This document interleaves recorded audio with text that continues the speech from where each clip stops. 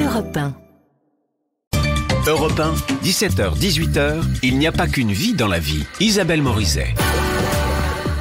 Bonjour. Et si Bernard Werber était le nouveau Jules Verne?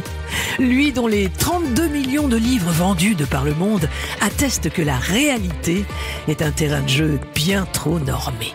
Son nouveau roman, qui paraît chez Albin Michel, a pour titre La valse des âmes, et il nous offre des perspectives très inattendues. Je suis absolument ravie de vous accueillir, Bernard Werber. Merci Isabelle. Alors, cher Bernard, au fil de vos romans, vous avez créé un genre mêlant science-fiction et spiritualité, toujours avec une pointe d'anthropomorphisme.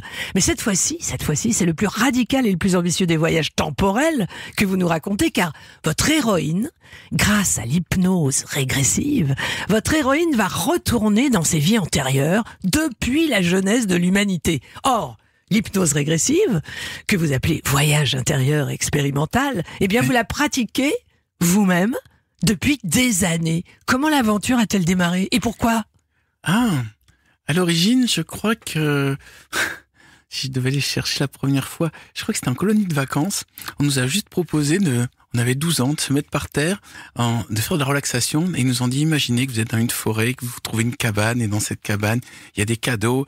Et je me suis dit, mais il suffit de dire aux gens de fermer les yeux, et de leur dire un texte, et ils vivent la situation. C'est-à-dire, on peut provoquer un film dans l'esprit des autres, juste en proposant de fermer les yeux et de parler.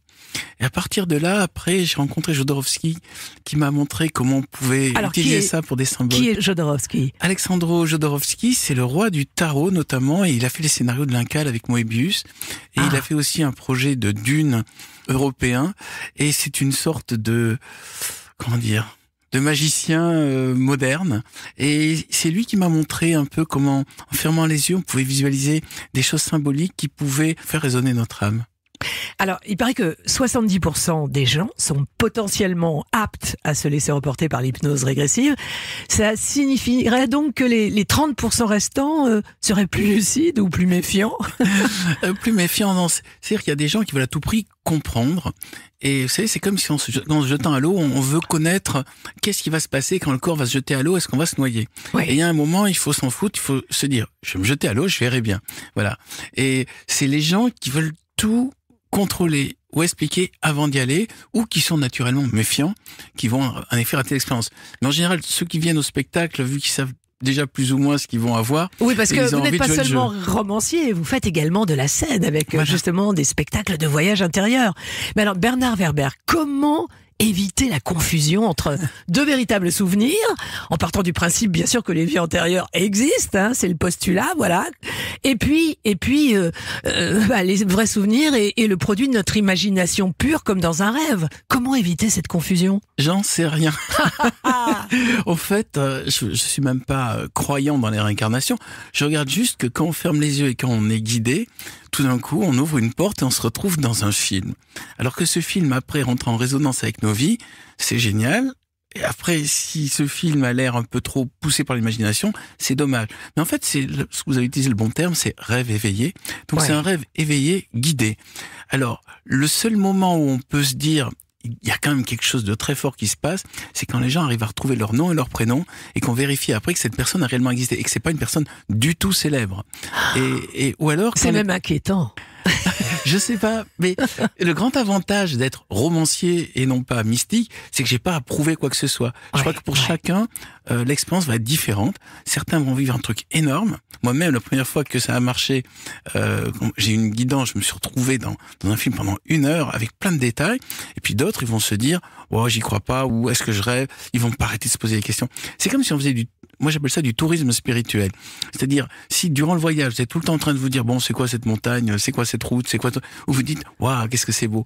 En fait, c'est le moment où on se laisse aller et on se dit, ok, je m'en fous d'expliquer, vivons l'expérience et regardons ce qui se passe. Alors, justement, Bernard Werber, vous confiez que ce qui vous est arrivé de plus frappant, en fait, dans cette existence actuelle, c'était de visiter vos vies antérieures. Mais alors, comment s'y prend-on pour s'auto-hypnotiser? Vous le faites seul ou bien vous êtes encadré, vous êtes guidé chaque fois, comme vous dites? Alors, la première fois, c'était une guidance, c'est-à-dire qu'on m'a dit, tiens, il y a un type qui fait ça, ça s'appelait Philippe Leroux, et il m'a dit, mets-toi sur le divan et ferme les yeux et dis-moi quelle vie tu as envie de visiter. J'ai dit la vie où j'ai connu ma plus grande histoire d'amour.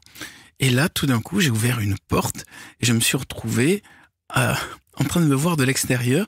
C'était un homme avec une jupe qui faisait ricocher des galets dans l'océan et qui semblait particulièrement décontracté. Et je savais que c'était ou j'avais l'impression. On était à l'époque romaine? Non, bien avant, j'ai fini par, sur le coup, quand vous arrivez, il n'y a pas écrit Constantinople 1515. Il y a écrit rien. C'est-à-dire, vous débarquez dans un champ, vous débarquez sur une plage, vous savez ni l'époque, ni le pays. J'ai fini à force de recouper des détails, de me dire que c'était en Atlantide, donc ce qui peut paraître encore plus délirant, et que c'était 12 000 ans avant Jésus-Christ. Je dis pourquoi l'Atlantide? Parce que dans cette première expérience, j'ai vécu aussi le déluge, c'est-à-dire j'ai vu la grande vague arriver et recouvrir toute l'île. Donc c'est là où je me suis dit, l'île qui est entièrement recouverte avec des gens qui sont habillés un peu comme ce que je voyais. C'est l'Atlantide. Sachant que l'Atlantide s'appelait pas l'Atlantide, le mot vient de Platon. Oui. Nous, on s'appelait Amempta, de mon souvenir. Voilà, nous, dit-il. Oui, enfin, personnage avait ce souvenir-là. Vous nous contez tout ça comme si il était tout à fait naturel de franchir cet espace-temps, de faire ce voyage comme ça dans le passé. Mais il doit y avoir quand même des étapes étranges, singulières, pour que le basculement opère. Vous êtes sur le divan et...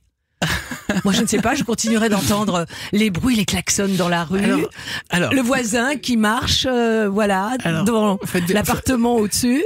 Faites bien de le dire, déjà, il faut s'isoler dans un endroit qui est silencieux. Donc là, on va pas être dérangé par son chat, ni par le téléphone. Et dans le spectacle, je propose aux gens, il y a une petite préparation, c'est-à-dire je leur propose déjà 3 méditations avant celle-là qui est la 4e, et dans lequel ils vont revenir en enfance. Donc c'est déjà, ça c'est juste des souvenirs, vérifiables. Et après, ils vont revenir au-delà de leur enfance, avant leur naissance.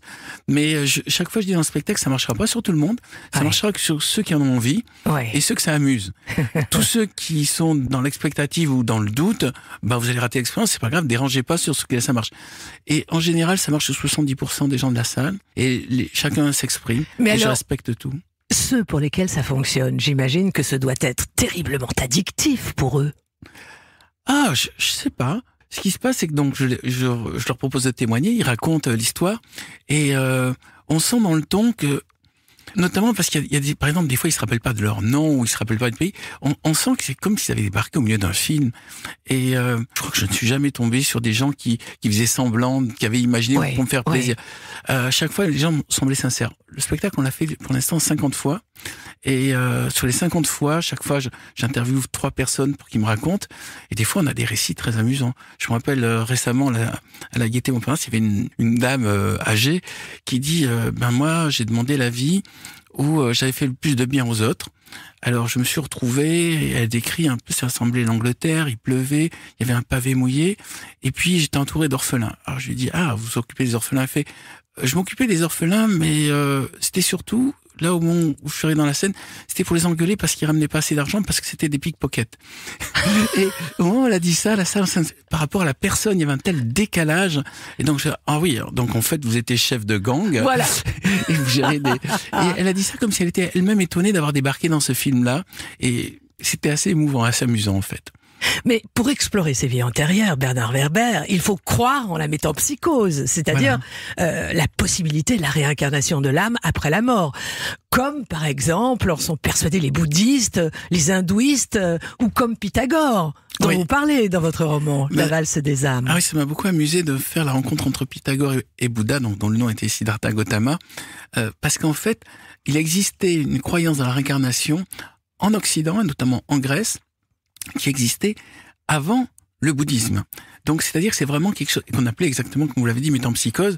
C'est-à-dire que, par exemple, Pythagore, qui est connu surtout pour les mathématiques, mais qui en fait inventé les notes de musique et le mot philosophie et le mot mathématique, Pythagore connaissait ses vies antérieures et il passait son temps à explorer ses vies antérieures pour raconter, pour pouvoir expliquer tout ce qu'il faisait actuellement.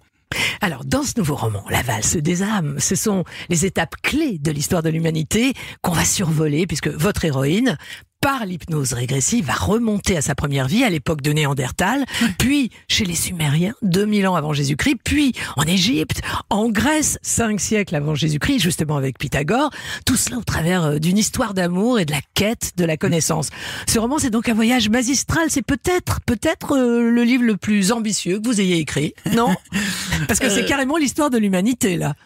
Alors, il y a une question que je crois que je me pose dans tous les livres, qui est toute simple, qui est: est-ce que nos vies sont déjà écrites ou est-ce que nous avons du libre arbitre? Et si nos vies sont déjà écrites, ça veut dire qu'en fait, on ne fait, vous savez, un peu comme le sillon d'un disque, on ne fait que suivre le chemin qui a déjà été tracé. Nous, on est tout étonnés parce qu'on ne sait pas quel est ce chemin, mais le chemin, quelque part, on pourrait le voir. Et si c'est pas écrit, si on a le libre arbitre, ça veut dire qu'on peut échouer, on peut rater sa vie. Et les deux notions, je trouve, que ça soit écrit ou que ça soit pas écrit, sont fascinantes. Et donc, quand mon héroïne, Eugénie Toledano, elle revient dans ses vies antérieures, elle découvre que toutes ses vies ont un sens. Et du coup, elle peut se poser des questions sur sa propre vie en se disant quel est le sens de ma vie. Et notamment, il y a une dimension en effet sentimentale, puisqu'elle va rencontrer son âme sœur il y a 120 000 ans, et ils sont sur le point de s'embrasser, mais ça se fait pas. Et après, sur toutes les autres vies, ça se fait presque, mais ça se fait pas. Et là, maintenant, elle est à nouveau avec son âme sœur, et le suspense, c'est est-ce que ça va se faire? Et voilà. Mais d'abord, Bernard Werber, quand avez-vous découvert la première fois qu'avec un livre, eh bien, on pouvait oublier le monde? Ça devait être Jules Verne. Je devais avoir 8 ans. Et c'était l'île mystérieuse. Et je me rappelle, je me foutais de tout ce qui m'arrivait dans la vraie vie. Il y avait que ce qui arrivait au personnage dans le roman qui m'intéressait. Et je crois que c'est une faculté que doivent entretenir les parents de basculer dans l'imaginaire du livre. Et quand on arrive à avoir ça, il n'y a plus d'effort. On compte plus les pages. Tout d'un coup, l'enfant se retrouve projeté dans un film, si ce n'est que c'est lui qui contrôle tout le visuel. Et j'ai eu cette chance d'avoir des parents qui m'ont donné le goût de lire. Et après, j'ai eu qu'une envie, c'est lire beaucoup et transmettre. Écrire. Alors vous étiez un enfant solitaire et rêveur. Très tôt, vous avez préféré la solitude dans le bout de jardin de vos grands-parents, paraît-il, parce que vos parents avaient une maison de ville mais pas de jardin, plutôt que rallier les bandes de copains. Surtout que le fameux jardin des grands-parents était peuplé de créatures qui vous fascinaient. C'est surtout les fourmis parce qu'elles bougeaient pas. Quand j'arrivais près des lézards, ils partaient. Quand j'arrivais près des grenouilles, ils partaient. Quand j'arrivais près des papillons, ils s'envolaient. Donc les fourmis, par contre, elles étaient en train de bosser. Donc un jour, j'ai mis mon doigt sur une piste et une fourmi est montée. Je me suis dit, c'est la rencontre avec une civilisation plus petite, puisqu'ils ont une ville, des routes. Et là, j'ai commencé à écrire des histoires dessus, oui. Donc, un jour, vous avez pris une pelle et vous avez rempli des pots de confiture avec ces créatures à mandibules que vous n'avez plus cessé d'observer. Mais alors, justement, comme vos parents n'avaient pas de jardin, vos armées de fourmis, Bernard Werber, vous les installiez où quand vous rentriez à la maison ? Vous quittiez vos grands-parents? Dans ma chambre, il y avait plein de bocaux remplis de fourmis. Mais à l'époque, je savais pas. Et que disait votre mère? Ah non, mes parents m'ont toujours encouragé à faire des trucs un peu qui sortent de l'ordinaire.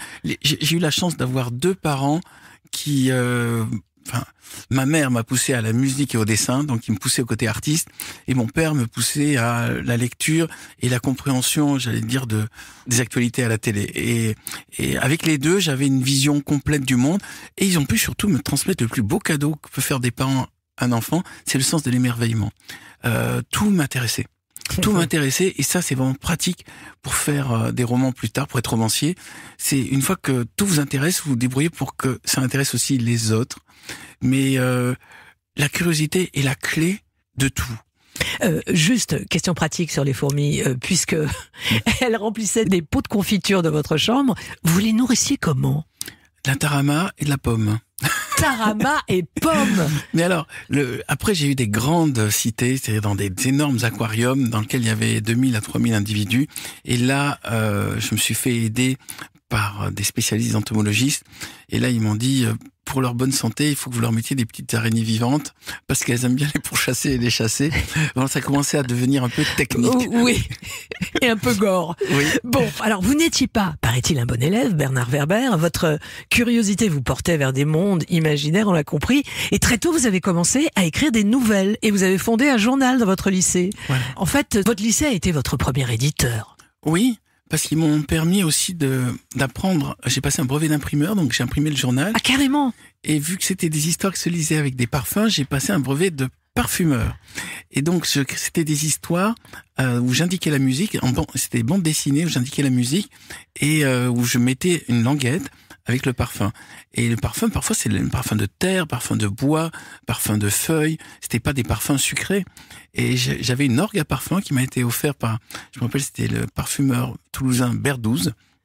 Et il m'a enseigné comment mélanger les différentes senteurs. C'était la recherche de l'immersion totale. Oui. Et en fait, l'immersion totale, j'ai pu se trouver par l'hypnose, c'est-à-dire par dès le moment où avec la voix on guide la personne, on l'amène vraiment dans des endroits avec des visuels et des sensations fortes, alors que le reste c'est des sensations extérieures. Si je dis à une personne, vous approchez d'un morceau de bois et vous sentez l'odeur de résine, il va faire avec son cerveau un travail beaucoup plus intéressant que s'il sent réellement de la résine. Et c'est là où j'ai compris la phase suivante d'immersion totale, c'est le spectacle et c'est fermer les yeux. Alors, vous confiez qu'à l'adolescence, 3 auteurs vous ont révélé quel genre de livre vous vouliez écrire. Philippe K. Dick, avec son roman Ubik, Frank Herbert avec Dune, et puis Isaac Asimov avec Fondation. Mais pourquoi la science-fiction est-elle en France un genre si peu abordé ? Parce qu'on a décidé que c'était américain. Il y a un moment, précisément parce que les Américains ont fait un superbe travail, dont la Guerre des Étoiles, par exemple, on s'est dit, il y a qu'eux qui font ça bien. Mais il faudrait rappeler quand même que La Planète des Singes, c'est Pierre Boulle qui l'a écrit, et c'est un romancier français. Et puis nous avons Jules Verne qui est le père de la science-fiction et nous avons Barjavel. Donc nous avons quand même des figures de science-fiction, mais on n'a jamais considéré que il devait exister une science-fiction française et je le regrette. Et j'ai essayé à travers Les Fourmis d'ouvrir un peu la porte à une autre littérature qui ne soit pas juste psychologique, introspective ou sociale, mais qui soit dans l'imaginaire, la pensée du futur et dans des propositions de découverte d'autres mondes. Les études de lettres classiques ignorent totalement ce genre qu'est la science-fiction. Oui, c'est vrai, il y a certains élèves qui ont voulu faire des thèses sur mes fourmis et on leur a dit non, c'est la littérature pour les jeunes, ça c'est pas... Il y a une idée... Non mais il y a surtout l'idée que la science-fiction, c'est quelque chose... une littérature de genre, comme le polar, comme le thriller. Et que donc ça n'est pas noble. Non, ce n'est pas noble. Et d'ailleurs, jamais les grands prix littéraires classiques n'ont couronné un roman de science-fiction. Alors que la définition du Goncourt, c'est donner le prix au livre le plus avant-gardiste qui parle du futur. Donc ça a été, à un moment, ça a été oublié. Bon, Bernard Werber, vous n'êtes pas devenu un étudiant en lettres, vous êtes devenu un étudiant en criminologie. Pour quelle raison ? Parce que je m'ennuyais en droit. J'ai fait du droit parce que je savais pas quoi faire. Et je voulais pouvoir continuer à faire le journal. Après que j'ai vu que le droit était extrêmement ennuyeux, j'ai fait criminaux parce que la criminaux, au moins, j'avais la base pour faire des thrillers. Et oui, après, c'était pas pour entrer dans la police. Non, si, peut-être. Accessoirement. Mais ce qui m'intéressait, déjà à l'époque, c'était écrire des polars. Alors je me disais, peut-être, je peux écrire des polars en tant qu'écrivain, mais peut-être aussi tout en étant policier. J'avais envisagé cette chose-là. Mais après, je suis devenu journaliste, et là, j'ai travaillé avec la police sur des enquêtes criminelles, et j'ai vu comment ils travaillaient. C'est encore plus agréable quand on est journaliste, qu'on est à l'extérieur, parce que on regarde que l'aspect histoire, justement. Ça, c'est lorsque vous étiez dans un quotidien régional, c'est ça ? La Voix du Nord. La Voix du Nord. Et puis ensuite, Bernard Werber, eh bien, vous êtes devenu pigiste, puis enfin journaliste scientifique pour le très fameux Nouvel Observateur, pas encore à l'époque baptisé le Nouvel Obs. Et là, Bernard Werber, vous n'avez pas, mais alors pas du tout été heureux. Ah, mais ce qui me convient pas, en fait, c'est le principe de hiérarchie. Europe 1, je me doute qu'il doit y avoir une hiérarchie. C'est-à-dire que des systèmes avec des petits chefs. Et là, au Nouvel Obs, il y avait que des petits chefs. C'est l'armée mexicaine. À l'époque, peut-être ça a changé. On disait, on était 120 journalistes, il y avait 80 chefs. Donc, au bout d'un moment, c'est l'armée mexicaine. C'est-à-dire, il y avait que des gens qui géraient du pouvoir. Et moi, ce qui m'intéressait, c'était rencontrer les scientifiques, aller dans les laboratoires, voir les fusées décoller. Bon, moi, j'étais dans l'émerveillement de la science. Et j'étais un peu déçu de voir que aussi mes collègues fonctionnaient, sur des routines. Donc ils avaient perdu le goût de l'émerveillement. Mais en effet, ces 7 ans m'ont permis de m'apercevoir que j'étais inadapté aussi à une rédaction parce que je cirais pas les pompes des chefs. Oui, voilà. C'est ça. Les jeux de cours étaient incessants. Se sont-ils ligués, ces journalistes, pour vous faire congédier ? Oui. Alors, ce qui s'est passé, c'est que je me suis présenté au prix Moom du meilleur journaliste de France. J'étais arrivé en finale. Ça a agacé les collègues. Et ils m'ont dit, il y a une cabale contre toi, ils veulent te faire virer. J'ai dit, si ils y arrivent, tant mieux pour eux. Moi, je ferai rien contre. Et ils y sont arrivés. Et là, j'ai fait 1 an de chômage et j'ai terminé d'écrire Les Fourmis. Et d'ailleurs, j'ai fini par comprendre que dans une entreprise, plus l'entreprise grandit, plus les gens qui veulent faire bouger les lignes ou qui proposent des choses nouvelles agacent tout le monde. Bernard Werber, pourquoi réécrivez-vous parfois une douzaine de fois vos romans? Je ne dis pas 3, ni 5, ni 8, mais vraiment une douzaine de fois vos romans avant de les publier. Parce que la première version est nulle. Bon, ça c'est de la coquetterie. Non. C'est ce qu'on mastermind. Je teste une formule, je regarde pourquoi elle marche pas. Je teste une autre formule, je regarde pourquoi elle marche pas. Si ce n'est que chez moi, une formule, c'est 500 pages. Et qu'après, quand je réécris, je ne relis pas l'ancienne. C'est de la mémoire de ce qui fonctionnait, ce qui fonctionnait pas. Réécrire 12 fois 500 Entier. pages. Voilà. C'est-à-dire que, en fait, le roman n'est pas plus concis pour autant. Mais vous l'optimisez. Mais à part le sujet, tout change entre la première et la 12e version d'un même roman? Alors, il peut y avoir une version qui se passe aux États-Unis, une qui se passe en France et une qui se passe en Espagne. Je teste des choses, parfois même, je teste est-ce que le héros soit un homme ou que le héros soit une femme. Donc il y a un roman qui a été écrit avec un personnage masculin, un personnage féminin. Puis je teste plusieurs fins. Mais vous savez, je crois que ces techniques sont utilisées maintenant dans le scénario de film, puisque les gens se retrouvent à refaire plusieurs fois le scénario avant que ça sorte. On le soumet à un panel aussi de spectateurs. Mais ça semble bizarre dans le roman parce qu'on imagine tout le temps le romancier comme quelqu'un de perfectionniste qui au premier coup fait la bonne phrase. Moi, au premier coup, je pose toutes mes phrases avec aucun souci d'esthétisme. C'est à la dernière version que je fais que ça soit joli. Mais mon seul souci quand je fais mes 500 premières pages de la première version, c'est que l'histoire fonctionne et qu'il y ait du suspense. C'est tout. Donc, cher Bernard, dans les années 90, le triomphe planétaire de la trilogie des fourmis qui brouillait nos frontières entre les humains et les insectes a fait de vous un phénomène jusqu'en Asie. Et ça continue d'ailleurs. Votre vie a donc changé de dimension. Mais qu'est-ce que le succès à l'international vous a fait découvrir et vivre de plus fou? Vous étiez dans un bureau au Nouvel Observateur et soudain, des foules vous attendent pour des dédicaces à Tokyo. L'Asie, c'est plus Séoul que Tokyo dans lequel... Oui, plus la Corée. La Corée du Sud a été le premier pays qui m'a vraiment découvert en dehors de la France et dans lequel il y a eu un succès important. Ce qui m'a amusé, c'est qu'une fois, il y avait la police dans la rue qui bloquait toute la rue et c'était mes lecteurs et que ça bloquait toute l'avenue. Mais c'était sur une distance énorme. Et quand j'ai vu ça, je me suis dit, oh là, c'est beaucoup plus qu'en France. Et j'ai compris qu'en Corée, surtout, j'ai un très bon éditeur. Vous savez, on parle jamais de ça, mais un succès, même si vous avez un très bon livre, si vous n'avez pas le bon éditeur qui se débrouille pour que le livre soit trouvable partout et soit diffusé, ça décolle pas. Et j'ai un très bon éditeur en France, Albin Michel, mais j'ai un très bon éditeur en Corée qui s'appelle Open Book. Et Open Book, ils ont joué la partie à fond. Et du coup, je crois qu'ils étaient sur le point de faire faillite avant de me sortir, de me publier. Et maintenant, ils sont le numéro 1. Et, vous savez, c'est du poker aussi. Il y a une dimension, on ne dit jamais. Oui, c'est ludique, c'est un jeu, c'est fou. L'éditeur, il croit en vous, il croit pas en vous. Bon, il croit d'autant plus en vous normalement que le manuscrit est bon. Mais là, mon éditeur s'est dit... je joue à fond la partie, donc ils ont fait des publicités partout, ils ont utilisé tous les moyens pour que le livre soit connu, et après quand je suis arrivé, en fait le livre était numéro 1 déjà depuis 6 mois, et c'était un vrai phénomène. J'avais pas ça en France, hein, quand même, à l'époque, j'étais un peu connu, mais pas autant qu'en Corée, et j'ai découvert un peuple génial, parce que c'est un peuple tourné vers le futur, c'est-à-dire c'est un peuple qui est avide de toutes les nouvelles idées, ça explique aussi leur succès technologique, et ils sont en demande de connaissance, d'apprentissage, d'émerveillement, et Les Fourmis est devenu chez eux une référence de livre. Comme en France, c'est arrivé à un moment, c'est fini par être étudié par les écoles en France, mais bien après la Corée. En Corée, c'est vraiment dans tous les programmes d'éducation, les Fourmis. Ah oui. Et j'y reviens normalement tous les 2 ans. C'est comme ma deuxième patrie. Au Japon, ça a marché en fonction de l'éditeur, c'est-à-dire c'est un petit succès, mais un très faible par rapport à celui qu'il y a eu en Corée. Alors Bernard Werber, au fil de vos romans, vous avez donc écrit à hauteur de fourmis, à hauteur de chat, à hauteur des dieux. Comment jouez-vous avec l'anthropomorphisme? Déjà, il faut que le lecteur se prenne pour un des personnages. Donc, même si c'est un chat, même si c'est un ange, même si c'est un dieu, ce sera un ange, un dieu ou un chat qui ressemble un peu au lecteur, enfin, que le lecteur puisse faire le transfert. Après, ce que j'aime bien, c'est sortir de ma peau d'auteur et tester d'autres vies que la mienne. Et ça, c'est possible par le travail du roman.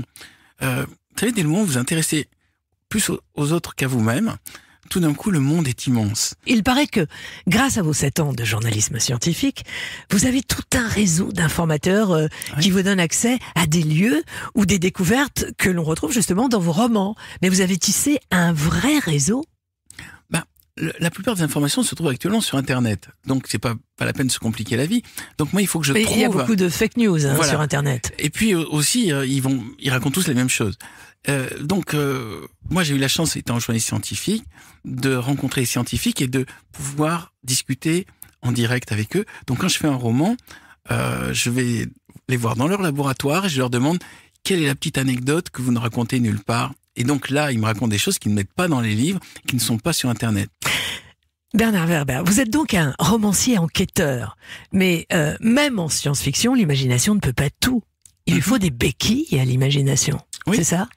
Alors, il faut connaître tout ce qu'on raconte, enfin tout ce que les scientifiques racontent et tout ce qui même aussi se tient sur Internet, pour après faire sa propre soupe en essayant d'être cohérent. Mon principal souci quand j'écris, c'est pourvu que je garde la cohérence, telle manière que les gens se disent « Ah ouais, s'il le faut, c'est peut-être comme ça ». Y compris quand je parle des anges, y compris quand je parle des bibliothèques akashiques, qui sont l'endroit où sont stockés tous les destins humains, y compris quand je parle de vie antérieure. Vu que c'est des sujets censés être un peu irrationnels ou délirants, il faut au contraire beaucoup de cohérence, beaucoup de soucis, de détails, pour que ça tienne bien le coup. Je reprends votre formule, sujet irrationnel ou délirant. D'après un sondage très récent, IFOP donc, on apprend que la moitié des Français de moins de 35 ans croient en la réincarnation. Ça vous surprend ou pas ? En fait, je pense que pratiquement 90% de nos ancêtres croyaient à la réincarnation, tout simplement parce qu'ils voulaient pas accepter l'idée qu'une fois qu'ils sont morts, ils sont la juste mort les terrifie. Un tas de viande qu'on va mettre dans une boîte ou qu'on va voler. Et qui se désagrègent. C'est plus on avance en âge, plus on a envie d'entendre l'idée que, ok, après ma mort, il va se passer quelque chose, mon esprit va survivre. Donc je pense que les jeunes sont plus dans un jour ça va s'arrêter, et les vieux au fur et à mesure se disent quand même il y a peut-être quelque chose. Et voilà, et je crois que le fait de croire qu'il y a quelque chose, ça nous rend plus heureux, parce que si on se dit une fois que c'est fini, il y a rien, c'est un peu déprimant quand même. Voilà, c'est un pari confortable. Voilà, c'est exactement. Alors, décidément, cher Bernard, votre imagination déborde bien au-delà des livres.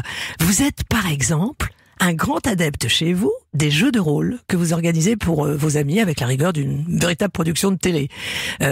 Par exemple, pour les parties de loup-garou, vous invitez au moins 18 personnes et vous leur interdisez d'utiliser leur portable, de se lever, d'aller discuter pendant la partie. Enfin, tout ça est très très très contrôlé. Et il paraît que le créateur du jeu loup-garou, qui est très très populaire, n'est-ce pas ? Marly. Voilà, Hervé Marly, est venu chez vous jouer à une partie du jeu qu'il avait inventé et qui a d'ailleurs été adapté sur Canal et est devenu un film sur Netflix. C'est quand même étonnant, ça. Non, c'est le même propos que écrire un roman ou faire de l'hypnose. C'est imaginer que vous êtes quelqu'un d'autre que vous. Voilà. À partir de là, le jeu de rôle, en fait, qui est une très bonne école pour devenir romancier, se propose aux gens qui sont autour de la table de vivre une sorte de pièce de théâtre ou de film, et tel qu'on le fait, chez moi. En effet, il y a une rigueur, c'est-à-dire qu'on évacue les morts doivent quitter la table, et on parle avec un bâton de parole à tour de rôle pour pas qu'il y ait de brouhaha, et tout est organisé pour que le suspense soit très fort. Et moi, je suis un mauvais joueur, mais je suis un bon maître de jeu. Je suis un mauvais joueur parce que les gens pensent que je suis un bon joueur, donc ils me flinguent très vite. Et il faut pas avoir l'air trop intelligent ou trop... Pour rester en vie. Pour rester en vie, oui. Voilà, c'est l'histoire du maillon faible. Hein. Oui. C'est un peu ça.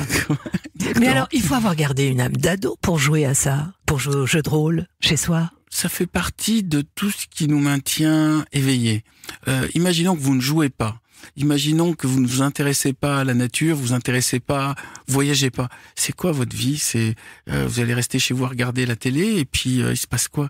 Oui, le monde tel qu'il est, dans sa réalité plate et grise, en fait, vous ennuie. Bernard Werber, c'est ça? Je crois que ça ennuie tout le monde, si ce n'est que ça demande un petit effort. Bon, par exemple, organiser une partie de jeu de loup-garou ou organiser une séance d'hypnose régressive, ça demande un petit effort, un peu de connaissance, tout ça.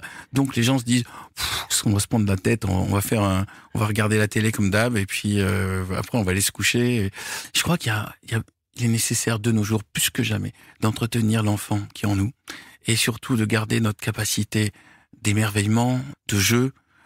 Tout ça, ça signifie qu'on est en bonne santé. Quand on commence à ne plus s'intéresser, à ne plus vouloir jouer, à ne plus vouloir découvrir, à ne plus vouloir voyager, on se fossilise. Exactement. On reste coincé, on se sclérose. Et je crois que, par exemple, quand il y a eu le Covid, il y a eu de plus en plus de gens qui se sont mis à jouer aux jeux de société. C'est révélateur. C'est-à-dire que là, vous pouvez plus bouger physiquement, vous allez bouger avec votre esprit. Est-ce que c'est à cette époque que Éric Antoine, notre magicien adoré, qui présente d'ailleurs Les Traîtres sur M6, est venu jouer chez vous au jeu des loups-garous? Oui, il est venu et il a dit, un jour c'est moi qui te ferai jouer. Et puis il m'a dit, ça dirait de venir à la première d'une nouvelle émission, on va essuyer les plâtres, mais ça devrait être marrant. C'est comme loup-garou, mais c'est différemment. Donc c'est les Traîtres, on a changé le nom. Et j'ai adoré ça, mais on avait conscience de faire quelque chose de complètement nouveau. Bon, maintenant, c'est un peu plus banalisé. Mais Éric Antoine est un type qui s'intéresse aussi. Pour moi, c'est un grand ami, parce que c'est quelqu'un qui s'intéresse à beaucoup plus de choses qu'on s'attend à un magicien ou présentateur de télé. C'est un type à lequel il y a une réelle recherche de connaissances et une recherche de spiritualité qu'on ne perçoit pas forcément, et c'est pour ça que c'est mon ami. Alors, on parle des amis. Parlons filiation. Comment vous avez réagi, Bernard Werber, quand votre fils, Jonathan Werber, a mis entre vos mains son premier manuscrit? Je lui ai dit, écoute, tu as deux choix, tu prends mon nom ou tu prends pas mon nom. Les deux ont des avantages et des inconvénients. Maintenant, quel que soit ton choix, je le respecterai. Donc il a choisi de prendre mon nom. Ça me fait plaisir. Je pense que ça... Qui est le sien aussi. Il a ainsi été déclaré, Jonathan Werber. Je lui donne tout le temps l'exemple de Stephen King. Il y a un de ses filles qui s'appelle Joey Hill qui a changé complètement de nom. Et il y en a un qui a pris le nom de King. Et j'ai dit, regarde, il y a les deux choix possibles par rapport au nom de King. Et regarde les deux œuvres, à quel moment elle te semble la plus intéressante. Mais là, il a choisi en effet de reprendre mon nom, mais il est sur un secteur un peu différent. Il a fait son premier livre sur l'histoire du spiritisme, le deuxième sur la Révolution française. Donc c'est des thrillers historiques. Et après, il a fait sur l'intelligence artificielle, et maintenant il est aussi sur l'hypnose. On est quand même sur des thèmes parfois communs, mais sa grande idée, c'est de faire des enquêtes policières à partir de spiritualité. Alors, justement, le dernier livre de Jonathan, qui a pour titre La meilleure écrivaine du monde, l'intelligence artificielle est au cœur de ce roman, dont l'héroïne écrivaine doit rédiger un polar, alors qu'elle n'est autre qu'une version de ChatGPT qui ignore la peur et l'amour. Donc ça veut dire que vous, par exemple, d'ordinaire, vous explorez le passé. Bernard Werber, Jonathan, lui, il explore plutôt le futur. Sur ce livre-là, oui. Sur les précédents, il était dans le passé, mais sur ce livre-là, il a... En effet, le récit est entièrement raconté par un système d'intelligence artificielle à la première personne du singulier. Donc d'habitude, ce sont des auteurs qui utilisent ChatGPT pour écrire leur roman. Lui, c'est un romancier humain qui se fait passer pour un système d'intelligence artificielle, donc il a inversé le truc. C'est très astucieux, c'est très malin. Après, il y a le temps que le public le découvre, mais je pense que il est vraiment très au point, et je conseille à tout le monde de découvrir son travail. La meilleure écrivaine du monde, Jonathan Werber. Bon, cher Bernard, votre terrain de jeu va bien au-delà de l'écriture, la bande dessinée, la scène, avec donc des spectacles baptisés Voyage intérieur, au cours desquels vous invitez le public à expérimenter la puissance de son imagination par ce qui s'approche de l'hypnose régressive, et puis les jeux vidéo, comme celui qui vient de sortir, adapté de vos best-sellers sur les fourmis. On commence par quoi? Le jeu vidéo Alors, le jeu vidéo, c'est aussi l'histoire d'une amitié avec Elliot Graciano et Stéphane, maintenant son nouvel associé, qui ont voulu faire, non pas un film, mais un jeu dans lequel tous les les joueurs vont fabriquer leur propre film.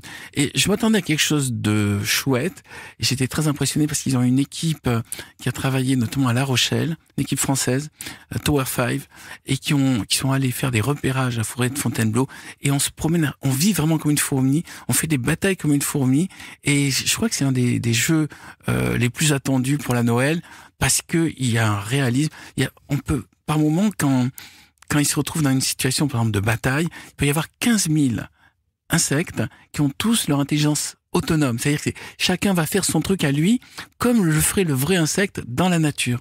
Et c'est en plus super beau. Oui, c'est en 3D, avec des techniques de combat avancées qui sont hallucinantes. Il est disponible sur toutes les plateformes, ce jeu vidéo baptisé Les Fourmis, n'est-ce pas? Je crois PlayStation, Xbox surtout. Ça doit être parce que ça nécessite des cartes graphiques très développées, et PC. D'accord. Alors, quant au spectacle Voyage intérieur, Bernard Werber, vous ne démarrez pas une carrière à la Mesmer, n'est-ce pas? Non, parce que Mesmer, c'est de l'hypnose de spectacle. Ce que je propose, c'est plutôt la méditation guidée. La méditation guidée. Mais vous en avez déjà fait 50, vous avez fait l'Olympia, méditation guidée à l'Olympia devant 2000 personnes, c'est quand même un électrochoc pour le romancier que vous êtes et qui, en théorie, travaille dans la solitude.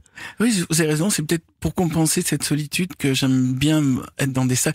L'Olympia, c'était le point d'orgue, c'est ce que j'attendais, parce que je me dis, est-ce qu'on va arriver à remplir? Est-ce que, en disant aux gens, on fait un truc bizarre, mais vous allez voir ce que c'est une fois que vous serez dedans.